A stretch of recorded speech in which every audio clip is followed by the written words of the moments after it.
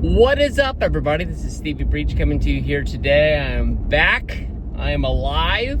I finished a day of work. I think, I don't know if I really talked about it, but I came back from WrestleMania. I pretty much slept an entire day. I went to work Wednesday. Then Wednesday, when I got home from work, I got extremely sick. And I'll tell you the truth, I don't really remember Thursday or Friday at all. Saturday, I kind of got myself together, and today I was able to go to work for 8 whole hours. The world kicked me in the butt. It's I think just not getting enough sleep, not getting enough to eat. After 9 years of not doing the WrestleMania trip, and then basically staying up until almost midnight every night. There's a lot of nights I go to bed at like 7:30. Don't tell anybody. Wow. I've been listening to a lot of podcasts trying to get myself back together. And one of the podcasts that I listened to today, honestly, was the Pat McAfee show, where The Rock did his interview. There was a lot of news clips that came out of this. Basically, the Rock making excuses for the reasons why he wasn't at WrestleMania, saying that he was never supposed to be a part of the plan. He only went to Toronto as a favor to help sell tickets, because tickets for the Elimination Chamber in Toronto weren't selling that well. There was never a plan for him to be at WrestleMania. I don't know. I mean, you go back to when Dave Meltzer first put out the news that The Rock wasn't going to be at WrestleMania. We all thought we were going to get Rock versus Cody. At the least, we were going to get Rock versus Roman. And Meltzer saying he's not going to show up. I haven't been a big Meltzer listener in a really, really long time. On the internet, he seems to get dragged a lot. Seems he's right a lot. But when he's wrong about things, people really drag him through the mud. And people were kind of using him, abusing him on that one. And there was somebody who even tweeted The Rock himself and was like, hey, is this news, real? And The Rock, publicly tweeted the guy back. He didn't send him a DM. He didn't do anything else. And just said basically, like, don't believe any of that bullshit. Insinuating that he's going to be there. And then in the end, he just doesn't even freaking show up. To me, when I listened to the interview today, and him and Pat McAfee were going back and forth, talking about the plans, you can almost see that, there's a power struggle in WWE right now. I don't really understand it. For as big of a company as it is, I really didn't say that right, for as popular as the company is right now, as big as wrestling is, as big as WWE is, you can complain about what you want to say about WrestleMania. I understand there's people out there who didn't like the finish of the match. There was people who didn't like the finish of the show. Some people said that night 1 was a bad show with one really great match. Night 2 was a really great show with a really bad ending. I don't know. I really liked it. I felt like I got my money's worth. I was happy. I was excited. I'm glad that I was in the crowd for WrestleMania 41. But I don't know. There's people out there who just, they're just not happy. They're pointing at, they really thought The Rock was going to be the final boss, and he was going to show up, and he was going to make sure that Cody didn't win, and instead it was Travis Scott and this, that, and the other. I don't know. I really just don't understand how this company could be growing so big, and it really feels like there's some sort of a power struggle between Triple H and The Rock as of right now.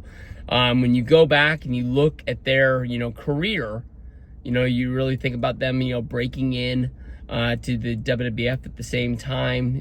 Triple H, of course, came from WCW. But, The Rock wins the Intercontinental Championship. I believe Triple H is the guy who beats him for the Intercontinental title. They're kind of stuck in that mid-card limbo for a little bit. And as The Rock is supposed to be moving on to the main event pastures at SummerSlam 98. Triple H beats him in a ladder match. From there, Survivor Series, The Rock wins the World Championship. SummerSlam the next year, Triple H wins his first World Championship. Then they go through those few years of being the main event guys in WWE. They always seem to be paired up against each other, whether if it was singles, whether if it was DX versus the Nation. They always seem to be, step together, moving their way up the ranks. And now one of them is on the board of the company. One of them is the head of creative. And I don't know. I honestly think that something has to give. At this point, as a wrestling fan on the outside, The Rock is the biggest star in WWE, hands down. Don't care. He's not, when it comes down to it, my all-time favorite. But I think if Stone Cold Steve Austin would be like the number one guy if like WWE like created a time machine and was like, hey, we're gonna have Stone Cold Steve Austin join the roster. He's gonna be on Monday Night Raw each and every week. That's probably the only thing bigger and better than what's going on. I mean, The Rock, I think is bigger than John Cena. He's bigger than CM Punk. He's bigger than freaking Roman Reigns, Seth Rollins, Braun Breaker. Anybody out there, they put The Rock out there, and people are going to change the channel. People are going to come running. People who, only watch WrestleMania. People who only watch Royal Rumble to WrestleMania. People who only watch when their friends call them and say The Rock is on. That's when they're going to flip on. The Rock is the biggest star that they have. But for the people that watch the product week in and week out, things get really funky every time The Rock shows up. Every once in a while, they're able to work around it like they did last year with last year's WrestleMania. But the more and more I think about it, like if you remember the press conference that they did where they announced, I think it was the Super Bowl press conference, if I remember right. It was in Las Vegas. And they were announcing, they were teasing that they were going to announce Rock versus Roman, and I think that is where Cody came out, and he was like, I'm going to face him because I won the Royal Rumble, and he pulled out his golden key. He wasn't going to bend the knee to The Rock, and that is when basically everybody started slapping each other in the face, and that's what set up night one tag team Rollins and Cody versus Roman and Rock. If you remember, as they were leaving, The Rock and Roman walked by Triple H, and The Rock had Triple H bend the knee a little bit in the back, and he was basically you're gonna need to fix this, or I'm gonna find somebody who can. It's been a year, and we all know that Triple H isn't able to get in the ring and do anything physical. I think if it really came down to it someday, I think Triple H would punch somebody or something like that. Maybe we haven't seen our last pedigree, I guess you can say. But he's never going to have a match, I guess. But I at that moment I was really hoping I wish he has something in the tank, because The Rock kind of deserved it in that spot. But the more I think about it, I wonder how real that situation really was, because right now it feels like it. As a wrestling fan, I wish The Rock would kind of just do his own thing. You want to go make Moana 4, 5, and 6? I honestly hope that we get to see Fast and the Furious, 11, 12, 13, 14 as soon as we can. Go make those if you can. I mean, hey, at the end of the year, put John in as many of those as you can, because I want to see Uncle Jacob again. But I don't know. It seems like there's a real big power struggle to see what's going down. I think everybody wants to take credit for how big WWE is doing right now. I really feel that, everybody has a big piece of the pie. I think everybody in the company is happy with what everybody's doing. I don't think that anybody needs to be taking over anybody else's jobs or anything like that.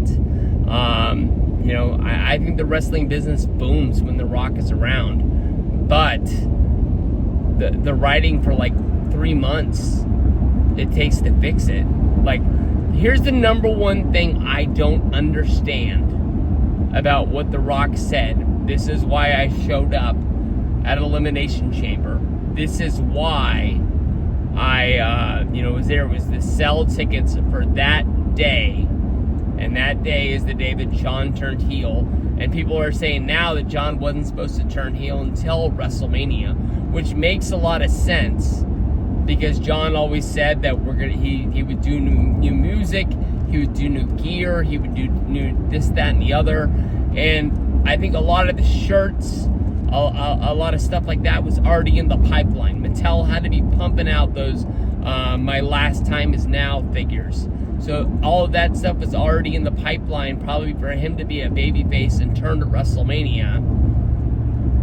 So, they can't stop making the My Last Time Is Dallas shirts that they just had the other night. The ones that look like Dallas Maverick stuff. I think that if that's why he showed up, was to help sell tickets for Elimination Chamber, then what the hell happened at Bad Blood? There was no The Rock is going to be in Atlanta. There was no, The Rock was trying to help sell tickets to that.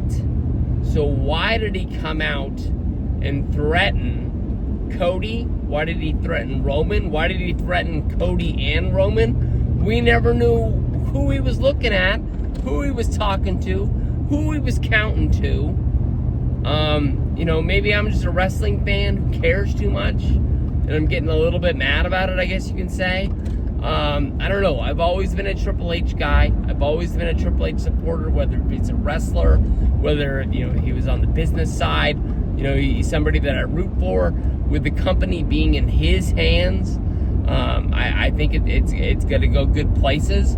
I just don't understand how people on the totem pole are able just to come in and just, we're not doing that, we're doing this, when what he's doing is working.